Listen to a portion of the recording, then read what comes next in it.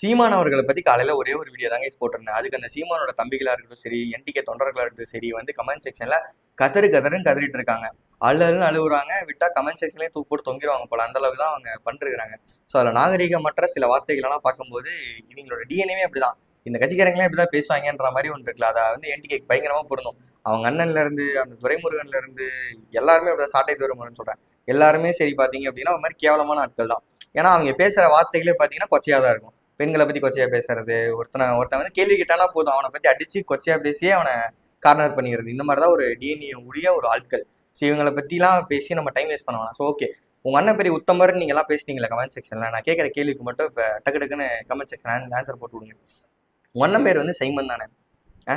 நல்லா கேளுங்க, உங்க அண்ணன் பேர் வந்து சைமன் தானே? ஏன் சீமான்னு மாத்தினாரு? செந்தமனன் சீமான் ஏன் மாத்தினாரு சொல்லுங்க. ஒண்ணு.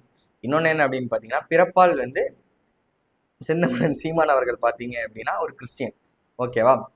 ஏன் வந்து அவங்க அப்பா பேரையும் மாத்தினாரு, ஏன் வந்து இவரோட பேரையும் மாத்தினாரு அப்படின்றது புரியல. அண்ட் இன்னொன்னு பாத்தீங்க அப்படின்னா, இவரே ஒரு பிறப்பால ஒரு கிறிஸ்டியன், ஆனா வந்து ஹிந்துவை கன்வெர்ட் ஆயிட்டாருன்னு கூட வச்சு போனோம். ஓகேவா?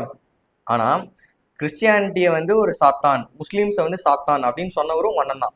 ஒரு மதத்தை வந்து கொச்சைப்படுத்தி பேசினவரும் உங்க அண்ணன் தான். இதெல்லாம் நீங்க எங்க போய் சொல்லுவீங்க, எங்க போய் இது பண்ணுவீங்க? அண்ட் வந்து பிஜேபி இவருக்கு வந்து 2000 கோடி ரூபாய் பிஜேபி ஆஃபர் பண்ணாதான் வந்து நிறைய பேர் கமெண்ட் செக்ஷன்ல போட்டுருந்தாங்க. அதெல்லாம் பார்க்கும்போது காமெடியா தான் இருந்துச்சு. டேய், ஒரு நியாயம் வேணாமாடா?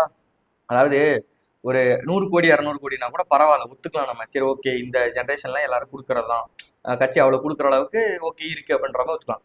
2000 கோடி ரூபாடா, 2000 கோடி ரூபாய் ஒருத்தர் கட்சியை கொடுத்து ஒரு கட்சியை வாங்குறேன் அப்படின்றதெல்லாம் நடக்கிற விஷயமா? கொஞ்சமாச்சு லாஜிக் யோசிக்க வேணாமா?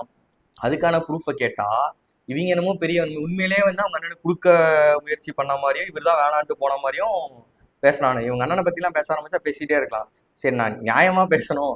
சில விஷயங்கள் வந்து நம்ம வந்து வல்கரா பேசக்கூடாது. வல்கராவா அவங்க நிறைய பண்ணி வச்சிருக்காரு.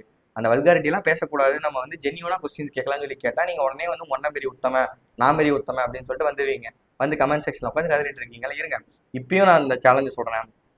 8% கீழே 1/2% கீழே போயிட்டாலும் நீங்க எல்லாருமே எனக்கு சாரி கேட்கணும்டா. என்னோட கமெண்ட் செக்ஷன்ல வந்து எல்லாத்தையும் எனக்கு சாரி கேட்டே ஆகணும். ஒண்ணு. இன்னொன்னு என்ன அப்படின்னு பாத்தீங்கன்னா, நான் வந்து 8% மேல எட்டிக்கு எடுத்துருச்சு அப்படின்னா நான் உங்க எல்லாத்துக்கும் பர்சனலா டிஎம் பண்ணி நான் ப்ரெடிக்ட் பண்ணது தப்பு, நான் பேசினது தப்பு அப்படின்னு சொல்லிட்டு நான் உங்களோட சாரி கேட்கறேன். இதுக்கு நான் ரெடியா இருக்கேன். மே 4ஆம் தேதி என்ன நடக்குதுன்னு பார்த்துட்டு கமெண்ட் செக்ஷன்ல ஒரு போர்க்களத்தை வச்சிருவோம். ஓகேவா? ஸோ அதுக்கு முன்னாடி வந்து இந்த மாதிரி குழந்தை மாதிரி கதறிட்டு இருக்கிறது, அது வந்து கேவலமான வார்த்தைகளை பேசி இவனை வந்து ஒரு மாதிரி அடக்கிடலாம், இவன் இதுக்கு மேலே பேசக்கூடாத மாதிரி பண்ணிடலாம்னு நினைக்கிறதுலாம் வந்து முட்டாள்தனமான விஷயம். ஓகேவா? போய் கட்சி வேலையை பாருங்க. இல்லை அப்படின்னா எவனை எங்க கெடுக்கிறது அப்படின்ற வேலையை போய் பாருங்க. போங்க. பாய்.